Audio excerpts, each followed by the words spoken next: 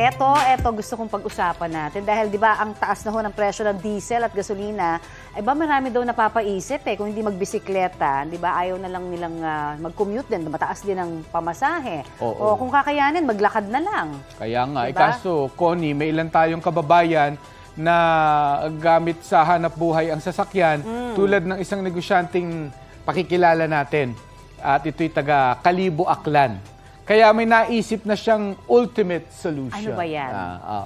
Yan ang solar e-bike na Wow. imbensyon ni Engineer Sotico Beltran. Aba. Kwento ni Engineer sa atin, dismayado na siya sa mataas na presyo ng gasolina. Sino bang hindi? Kaya naisipan niyang ikabit ang hindi na ginagamit na solar panel sa isang e-bike. Ayun, mandar naman. Ayun naman pala, galing why not? Madadala ka na niyan.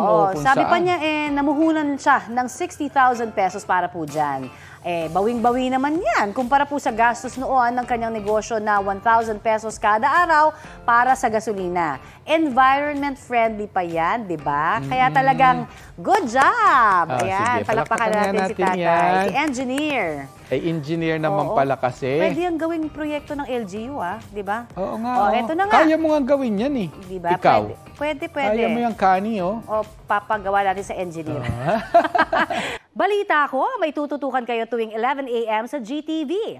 Alamin ang mahalagang balita at impormasyong dapat ninyong malaman sa Balita Ko tuwing Lunes hanggang Biyernes. Mag-subscribe din po sa GMA Integrated News sa YouTube. Sa mga kapuso naman abroad, maaari po kaming masubaybayan sa GMA Pinoy TV at www.gmanews.tv.